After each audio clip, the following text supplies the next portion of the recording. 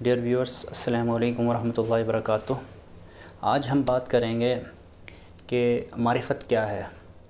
معرفت، تصوف، spirituality, mysticism, یہ سب کیا ہے اور اس کی کیا حقیقت ہے۔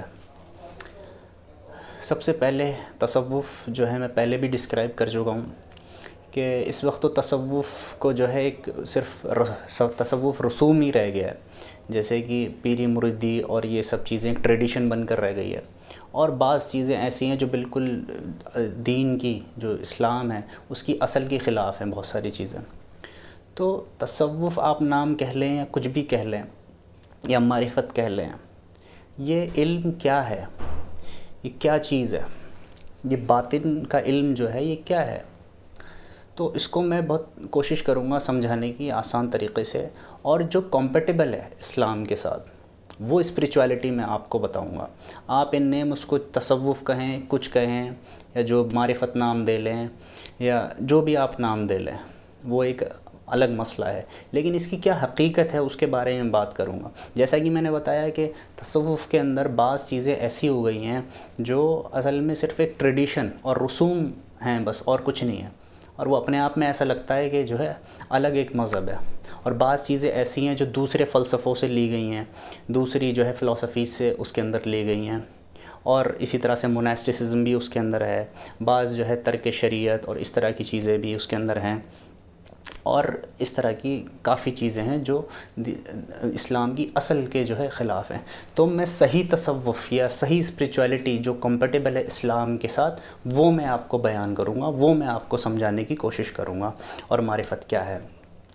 تو سب سے پہلے قرآن کریم میں اللہ تعالیٰ فرماتا ہے سورہ بقرہ میں، سورۃ نمبر 2 آیت نمبر 115، اللہ فرماتا ہے وَلِلَّهِ الْمَشْرِقُ وَالْمَغْرِبُ، اور اللہ کا ہی ہے مغرب اور مشرق، ایسٹ اور ویسٹ، اٹ بلانگس ٹو اللہ، فَأَيْنَمَا تُوَلُّوا فَثَمَّ وَجْهُ اللَّهِ، پھر جدھر بھی تم رخ کرو گے ادھر اللہ تعالیٰ کا وجہ پاؤ گے۔ wheresoever you will turn you will find the face of Allah، جدھر بھی تم رخ کرو گے ادھر اللہ تعالیٰ کا وجہ پاؤ گے، ادھر اللہ تعالیٰ کا چہرہ پاؤ گے۔ تو اس آیت کے ضمن میں سمجھانے کی کوشش کروں گا۔ یہ آیت یہ بتاتی ہے کہ فَأَيْنَمَا تُوَلُّوا، جدھر بھی تم رخ کرو گے تو اللہ تعالیٰ کے وجہ کو پاؤ گے، یعنی کہ اس سے ہمیں یہ سمجھنا ہے کہ اللہ تعالیٰ کی قدرت، اللہ تعالیٰ کی قدرت ہر جگہ ہے، آسمان زمین اور آپ کی خود کی ذات کے اندر، آپ کے چاروں طرف۔ تو معرفت ایک ایسا علم ہے باطن کا کہ جس سے کہ انسان اللہ تعالیٰ کو پہچانتا ہے، اور اس طریقے سے پہچانتا ہے کہ جو عقل سے نہیں اس کو بتایا جا سکتا، مطلب زبانی طور پر آپ کو نہیں سمجھایا جا سکتا، یہ عقل نہیں، یہ باطن اس کو سمجھے گا، کیونکہ یہ ایک حال ہے، یہ ایک ایکسپیرینس ہے جس سے انسان اللہ تعالیٰ کو پہچانتا ہے۔ تو یہ ایکسپیرینس کیسے انسان کو حاصل ہوتا ہے، یہ معرفت کیسے حاصل ہوتی ہے؟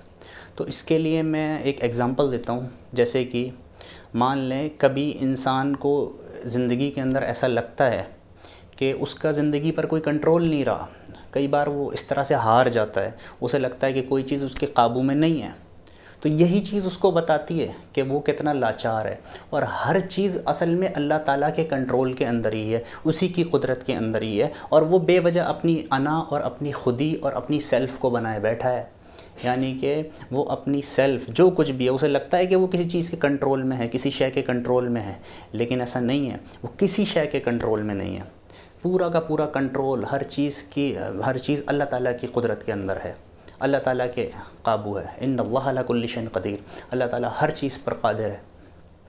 تو جب انسان کو یہ سمجھ میں آتی ہے یہ بات، تو پھر وہ پیسو ہو جاتا ہے۔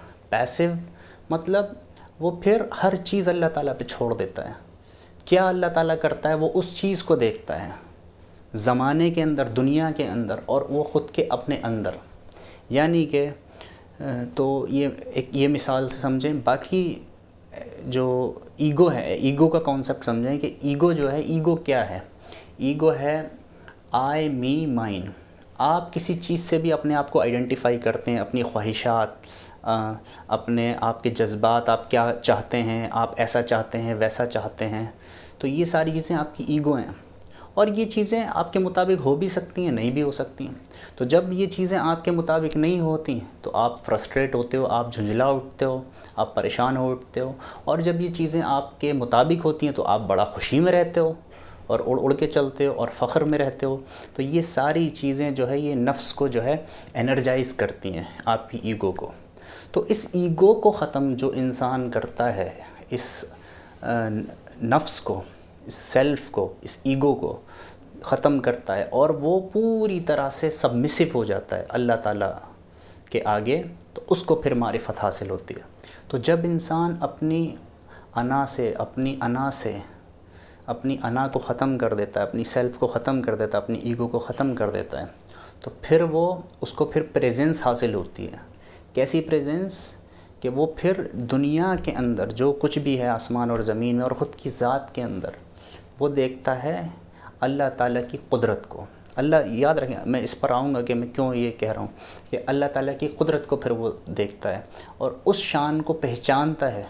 تو پھر اللہ تعالیٰ کی شان کو پہچانتا ہے تو پھر اس کے باطن پر ایک ایسا علم اترتا ہے جس کو معرفت کہتے ہیں، تو وہ پھر اللہ کو پہچانتا ہے، کیونکہ وہ اپنی خودی سے دور ہو جاتا ہے، پوری طرح سے وہ اللہ تعالیٰ کے آگے جو ہے جھک جاتا ہے، سونپ دیتا ہے ہر چیز کو، کیونکہ اس کی خود کوئی چیز نہیں رہتی باقی، اس کی خود کوئی انا نہیں رہتی، اس کی خود کوئی چاہت نہیں رہتی اپنی باقی۔ جیسا ہوتا ہے ویسا ہوتا ہے اور وہ اس کے لیے سبمسو ہوتا ہے، اس کی اپنی کوئی خواہش نہیں ہوتی۔ جیسے کہ ایک ماں کے ہاتھ میں بچہ ہوتا ہے اور ماں اس کو کھلاتی ہے، پلاتی ہے، سارا کام کرتی ہے، اسی طرح سے آپ کو اللہ تعالیٰ کے آگے ہونا ہوگا تو آپ کو معرفت حاصل ہو جائے گی۔ تو یہ معرفت ہے۔ تو لیکن دیکھا گیا ہے بعض فلسفیز کے اندر، اب میں جو آنے والا ہوں تو یہ کانسیپٹ ایک ہے کہ انا الحق والا، جو میں ہی حق ہوں، تو یہ تو بعض لوگ جن کو یہ حال حاصل ہوتا ہے، یہ ایکسپیرینس حاصل ہوتا ہے پریزنس والا، کہ جو اپنی ایگو سے نکلتے ہیں اور ان کو پھر جو ہے چاروں طرف اور اپنی ذات کے اندر بھی ایک اس طرح سے اللہ تعالیٰ کی قدرت کی ایک جھلک ملتی ہے ان کو، اور وہ اللہ تعالیٰ کو پہچانتے ہیں، وہ ایکسپیرینس کرتے ہیں اس چیز کو، جس کو یہ لوگ ایک نام دیتے ہیں پریزنس کا، اور فنا سے پھر بقا، اور اس طرح کی ٹرمینالوجیز یوز ہوتی ہیں۔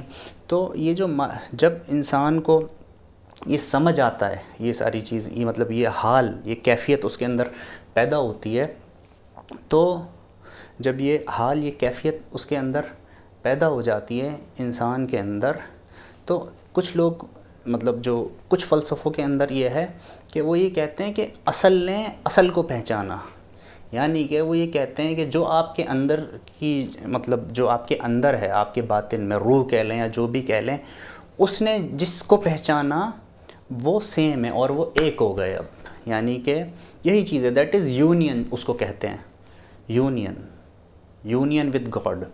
تو یہ ایک مسٹیکل وے میں ہے یہ چیز، تو وہ اس طرح سے کہتے ہیں، لیکن فلسفہ یہی نکل کے آتا ہے، وہ یہ کہنا چاہتے ہیں کہ یہ وجود سیم ہے، بس یہی چیز جو ہے، یہ فلسفے والی چیز یہ غلط ہے۔ تو اسلامک اسپریچویلٹی کے حساب سے معرفت یہ ہے کہ جو انسان اپنے باطن کو انا سے، سیلف سے خالی کر لیتا ہے، پاک کر لیتا ہے، اور وہ پھر پریزنس کے اندر رہتا ہے، اور اللہ تعالیٰ جیسے اس کو چلاتا ہے وہ ویسے چلتا ہے، اور وہ یہ دیکھتا ہے کہ اللہ تعالیٰ کیا کر رہا ہے، اللہ تعالیٰ کیا کرتا ہے، اللہ کی قدرت کو پہچانتا ہے اس کا باطن۔ تو یہ اللہ تعالیٰ کی قدرت کو پہچانتی ہے روح، اور وہ دیکھتی ہے، اس کو وہ ایک جھلک ملتی ہے اللہ تعالیٰ کی قدرت کی، جو چاروں طرف ہے دنیا کے اندر اور خود کی ذات کے اندر اس کی، وہ اللہ تعالیٰ کے کمال کو پہچانتا ہے۔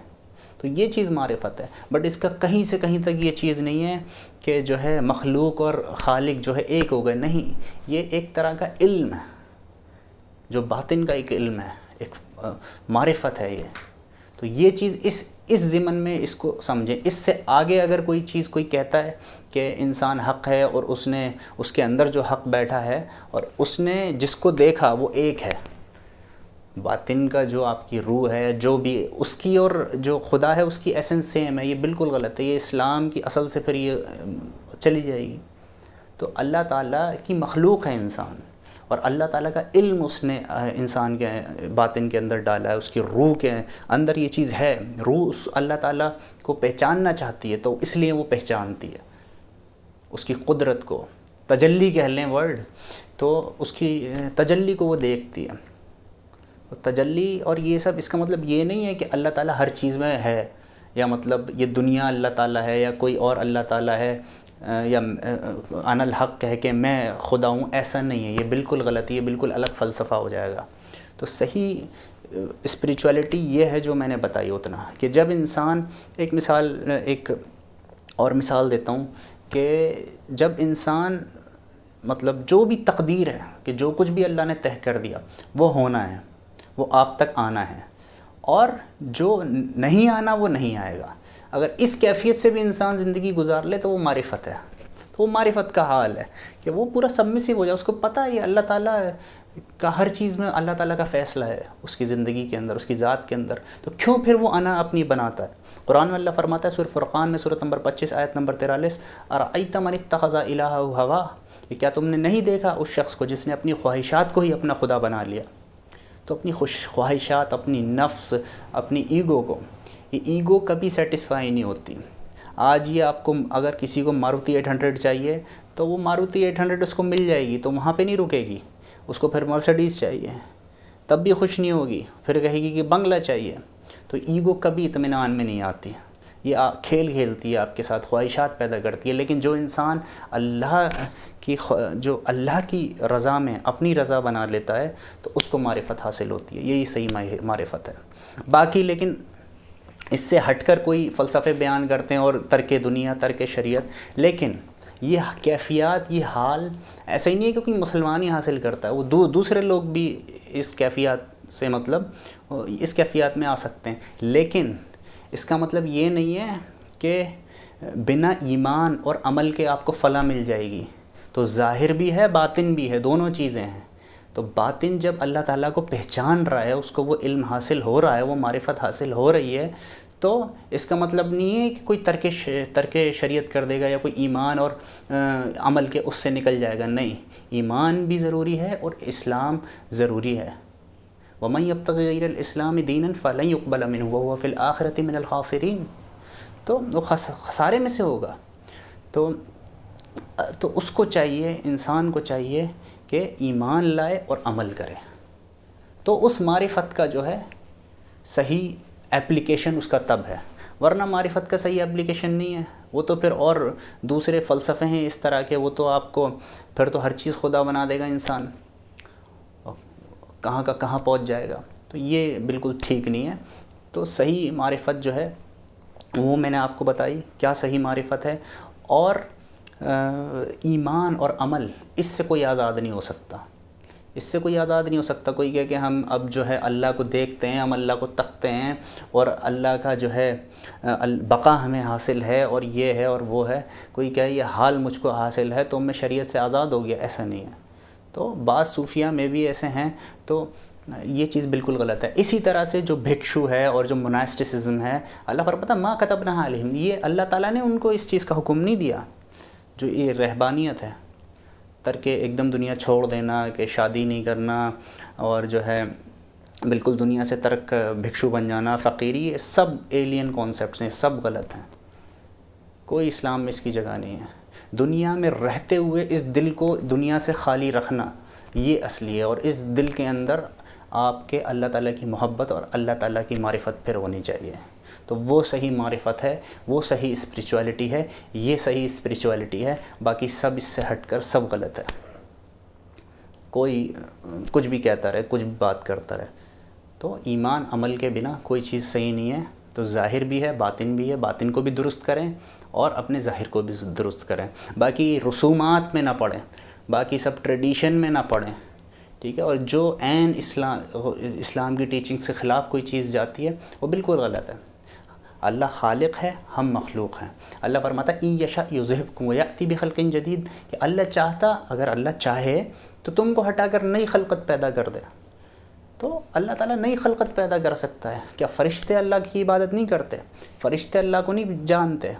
تو یہی چیز ہے. تو اسی طرح سے ہم اس کی مخلوق ہیں، نہ کہ کوئی ایسی چیز ہے کہ ہم ہی خدا بن گئے یا کوئی اور خدا بن گیا. یہ بالکل غلط ہے. تو میں نے کوشش کی آسانی سے سمجھانے کی، معرفت، اور یہ انشاءاللہ بعض اور ویڈیوز میں اس طرح کے ڈسکشنز کرتے رہیں گے، اور دیگر ویڈیوز بھی آپ ضرور دیکھیں۔ وما علینا الا البلاغ المبین۔